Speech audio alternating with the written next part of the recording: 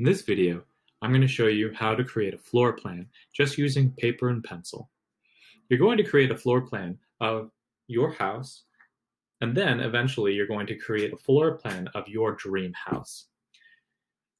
Something that'll make it a lot easier is if you actually use line paper or if you use grid paper, because then you can make nice, clear, clean boxes by following the guidelines on the paper itself.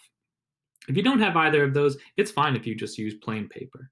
It doesn't have to be that accurate because this is more of a blueprint to get you thinking about things. But I think for myself, I'm going to use line paper because I kind of miss it, but also it'll make it easier for me to draw out clean boxes by using those as guidelines. I'm going to use the brush tool to draw out mine, but you're welcome to use regular pencils if you like, or any other tool. Just make sure that whatever you're drawing this with, you don't make your lines too big because you're still going to need to label each of your rooms. I would start off with probably your entrance and the largest rooms in your house, and then start branching out from there. You don't have to be too complicated, and I'm not judging you on what your houses look like. I just want you to start understanding all the different rooms that go into a house and what does a floor plan actually look like. So, for me, my living room starts off with a door like this. And for doors, since it opens outward, I'm just going to draw a little wedge. That'll indicate that my door opens outward that way. I'm going to follow this line, and if you want to make really clean lines, you can click once, hold shift, and then click somewhere else, and that'll create a straight line. If you hold shift, it'll make a straight line. But make sure that you let go of shift and you define a new start. Otherwise, you can see how it jumped over to the side, which isn't too terrible, but that's not what I want. So I'm going to draw out my living room. My living room is relatively large, comes to this glass door, which I can indicate right there, and I'll just put two little lines there to say, there's my glass door. I want you to think out doorways and hallways and things like that. So start thinking about where are there openings, and it's probably better to do this with a pencil that you can erase than it is to do this with just straight pen. Because I can already see that I have an opening right here that leads to a hallway that leads to my kitchen.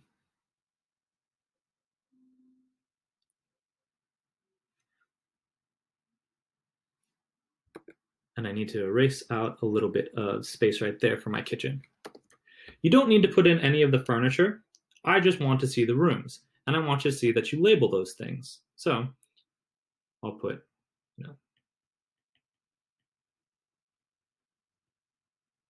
living room, kitchen, and I'll keep on building out like that. I have another room that goes back here of something like a dining room, but I hate it and I never go in there because I like just eating in the living room. So it just turns into storage for us. And then I have a washroom out here. And both of these, this one has a glass door that I'll kind of indicate like this. This one has a door, and I forget which way the door opens. I want to say that it opens into the washroom, and then it has a secondary door that opens outside.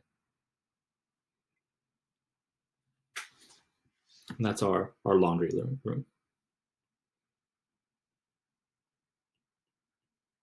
So you can see that we're just going basically, and it's not too accurate, but I'm getting out my room. I might see that I need a little bit more space because I actually want you guys to get where is the side of the house, and my side of the house leads to a backyard as well as it leads to the front yard. And if you want to get really fancy and start drawing out where we have a walkway right here, and we have a planter in my house. Then there's large garage over here. It's a wall. Our garage is something like this. And then I haven't even got to the front porch. So I'm going to have to resize this, maybe erase some things, make things a little bit smaller, but you are going to eventually draw out your entire house as best as you can to get a better understanding of what houses look like. Where are their fences? Where is their grass? And what other kind of rooms there are. Don't cheap out on me. Start putting bathrooms, closets, and other things like that, and indicate where doors are and where they lead to. And most of all, have a little bit of fun with this. But I'm going to speed up the video right now so you can watch me create the rest of my room if you want to be creepy like that and just know what my house looks like. Or you can start working on your own and planning out or drawing out what your actual house looks like.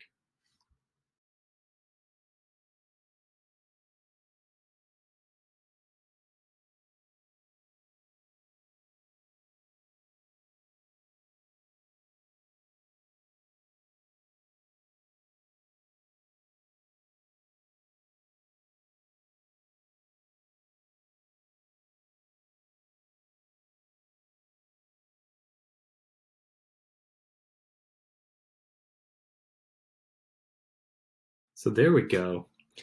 That's what my house looks like. Everything is labeled, and it's on the messy side of things, but again, you don't have to be too complicated with this. This is just so that you start understanding what houses look like and what your houses look like. And if I really get down to looking at it, my house doesn't have even that traditional square or rectangle design. And you don't have to go through this step of coloring it, but you can kind of see if I were to highlight what specifically is house, including the garage. So everything that technically has a roof over it, it actually has this really strange, I don't know, eye shape kind of thing. Or I guess it looks like a number 4. And then we have our fences along the side of it. So houses are strange shapes, and it actually has a lot more rooms than I thought. I live in a pretty big house, but I have a lot of roommates as well. You might have an apartment, and you just have to really think about your apartment. I don't want you to go over and bug every one of your neighbors, but try to contain it to where is the place that you and your family live. Again, I'm not judging you necessarily on how accurate this is or how rich you are. I just want you to start understanding what a floor plan of a house looks like. So go ahead, have some fun, and then use the same techniques to create a rough floor plan for your dream house.